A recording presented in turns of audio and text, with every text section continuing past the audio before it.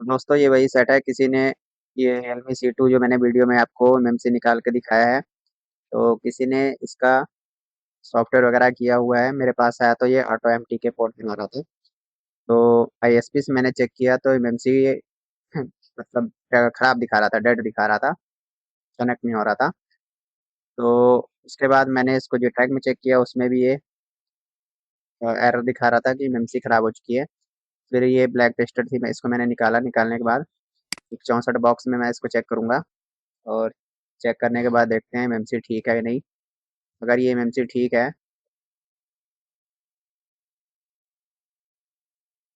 तो इसका बैक लेके चेंज करेंगे।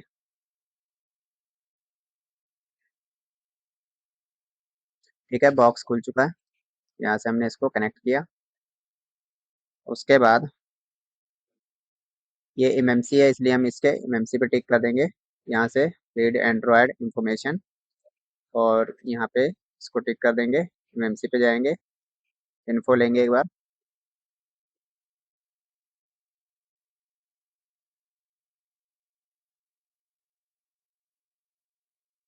तो देखिए अब 64 में ये एमएमसी कनेक्ट हो चुकी है।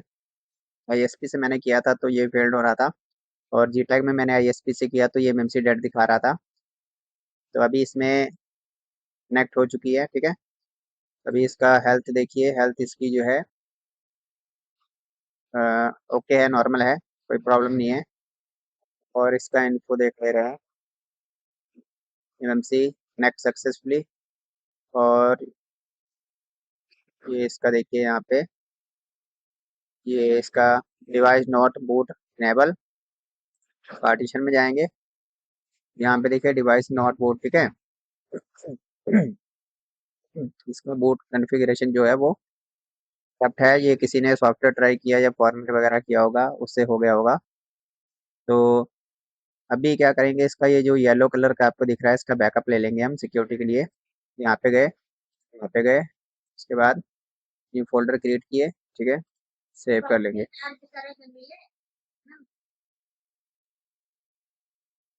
यहाँ से हमने इसको सेव कर लिया। अब ये इसका बैकअप सेव हो रहा है।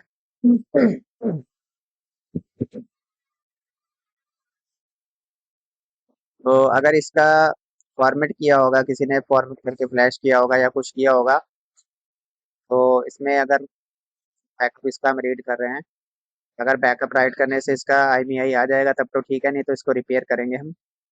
तो अभी तो इसका ये जो डिवाइस नॉट बूट एनेबल दिखा रहा है, तो ये आप कोई भी MTK सेट का सेट कर सकते हैं। और अगर बैकअप पड़ा है किसी C2 का, तो आप उसका भी इस पे राइट कर सकते हैं। जो इसकी EXT CSV फाइल होती है।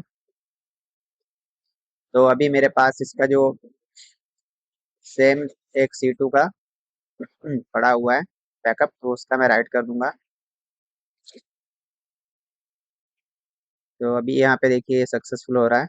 और इसमें आपको NV डाटा, NV रैम और ओप्पो कस्टम की जो फाइल होती है वो रीड करना जरूरी होती है, रियलमी और ओप्पो के सेट में, ठीक है। तो अभी हमारा बैकअप रीड हो रहा है, बैकअप रीड होने के बाद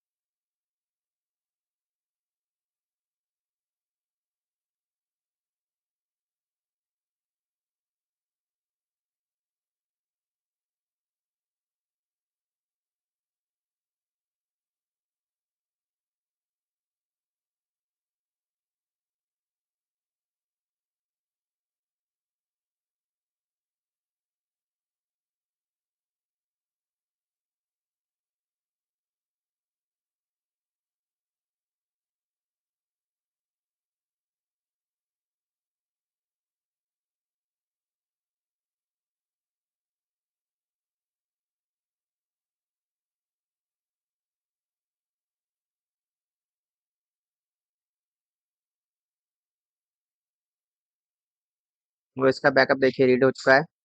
लेकिन अभी मैंने जब इसका इन्फो दिया था, तो इन्फो में देखिए यहाँ पे मॉडल वगैरह इसका कुछ नहीं दिखाया था, कौन सा मॉडल है। तो इसको हम प्रोग्रामिंग करेंगे, ठीक है। प्रोग्रामिंग करने के लिए क्या करना पड़ेगा, ये एमएमसी है हमारी, इन्फो लेना है।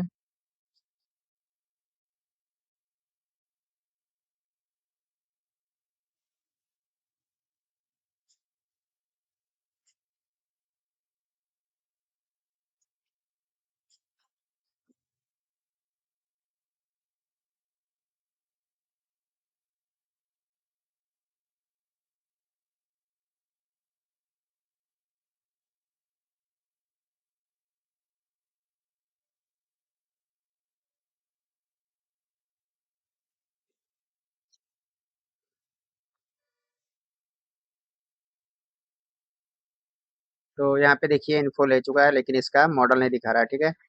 तो बैकअप मैंने ले लिया, अब क्या करना है, यहाँ प्रोविजन में जाएंगे और यहाँ से एमएमसी को हम इरेज कर देंगे, ठीक है। इरेज करने के बाद यहाँ पे देखिए टास्क डन लिख गया। फिर से एक बार यहाँ पे हम अनटिक कर दे रहे हैं, क्योंकि एमएमसी खाली हो चुकी है, ठीक है। और यहाँ पे हम गए, एक बार यहाँ से हम इन्फो लेते हैं इसका।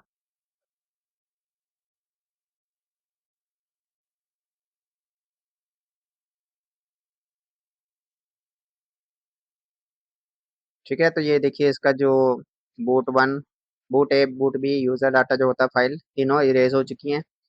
करना क्या है, इसका पहले पार्टीशन बनाएंगे। पार्टीशन बनाने के लिए मीडिया टेक में क्या करना पड़ेगा, जीपीटी में जाएंगे।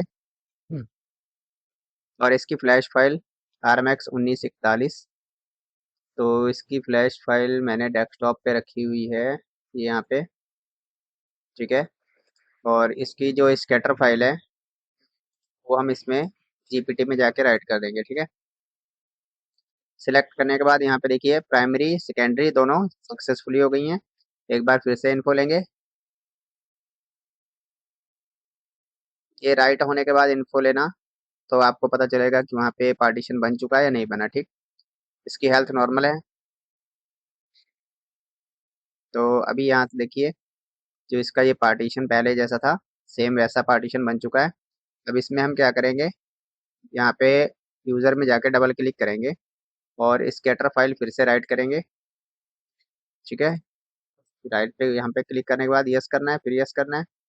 और यहाँ पे जब ये फाइल राइट होगी, अब ये फ्लैश हो रहा है। अभी तक मैंने इसका जीपीटी पार्टीशन क्रिएट किया था, अब ये फ्लैश हो रहा है। फ्लैश होने के बाद इसका इन्फो लेंगे, उसमें देखते हैं इसका मॉडल शो होता है या नहीं। तो पहले जब ये आया तो इसका मॉडल नहीं शो हो रहा था, तो अभी इसका मॉडल चेक करेंगे। जब तक ये फ्लैश होता है, थोड़ा वेट करना पड़ेगा।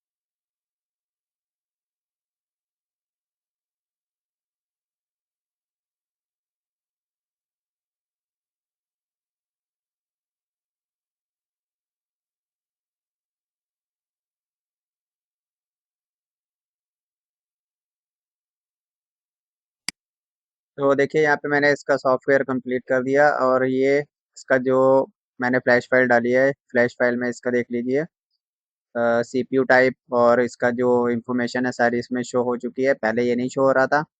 ठीक है, अब इसका जो फाइल डालने के बाद यहाँ पे ये बूट पार्टीशन जो ये भी शो करने लगा है। और इसको अब मैं इसका जो बैकअप रीड किया हूँ सिक्योरिटी बैकअप, उसको राइट करूँगा। तो यूज़र में जाने के बाद डबल क्लिक करेंगे, उसके बाद डेस्कटॉप पे हमने इसका बैकअप लिया हुआ है C2। और उसके बाद हम यहाँ पे राव प्रोग्राम 0 इसको ऐड कर लेंगे, यस करना है।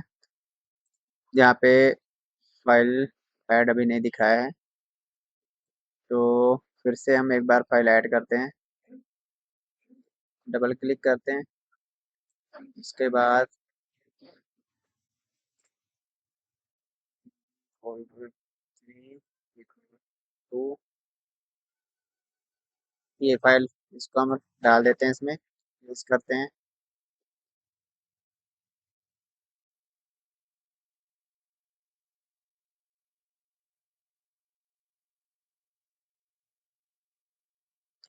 अभी इसका फाइल नहीं ऐड हुआ, इसमें शो नहीं कर रहा है। एक बार इन्फो लेते हैं।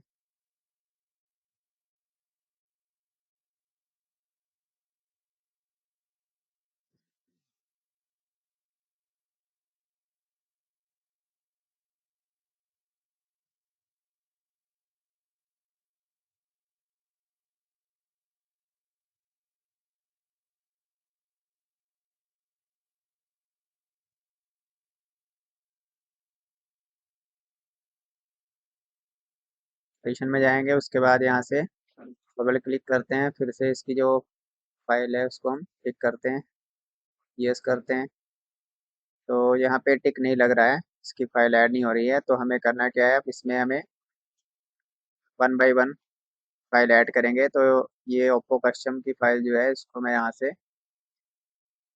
ये यहाँ पे हमारी इसको ऐड कर दिए। उसके बाद एनवी डाटा, उसके बाद एनवी रैम,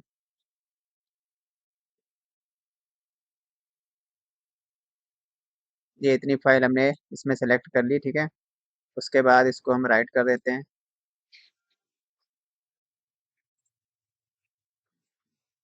तो ये फाइल राइट हो रही है।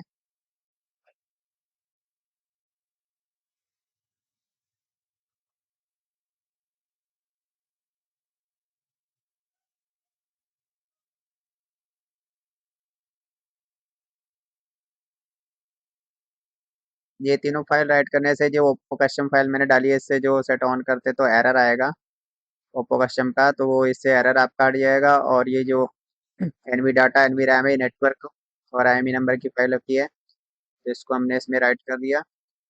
राइट होने के बाद एक बार इसका इन्फो लेंगे।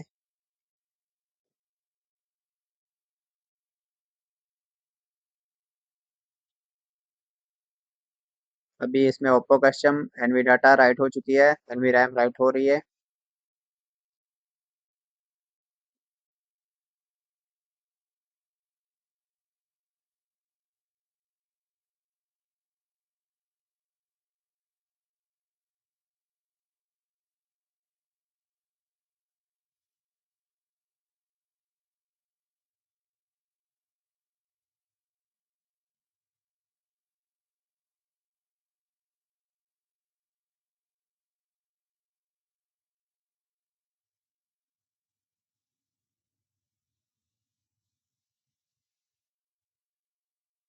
तो ये तीनों फाइल इसकी राइट हो चुकी हैं पार्टीशन में। चेक कर लेते हैं सब ओके है। इन्फो ले लेते हैं एक बार।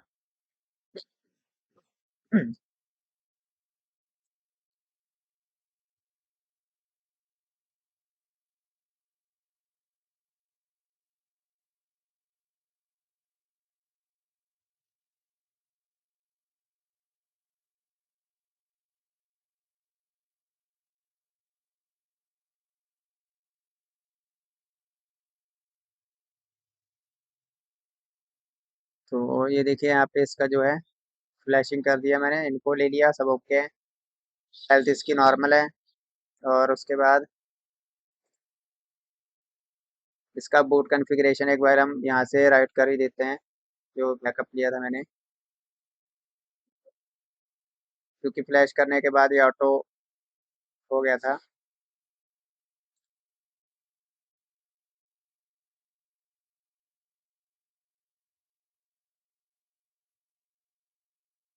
ये यहाँ पे इसकी जो ये फाइल है, इसको राइट कर देते हैं। इनवैलिड इनवैलिड फाइल दिखा रहा है, तो इसको रहने देते हैं, एक बार हम इनको लेते हैं। ये किसी ने ट्राई किया होगा, तो इसमें थी नहीं फाइल, इसलिए रीड नहीं हुई थी। इनको ले रहे हैं। फ्लैशिंग के बाद यहाँ पे शो कर दिया है, तो इसका मतलब अब ये ओके हो चुका है, पोर्ट कॉन्फ़िगरेशन इसका।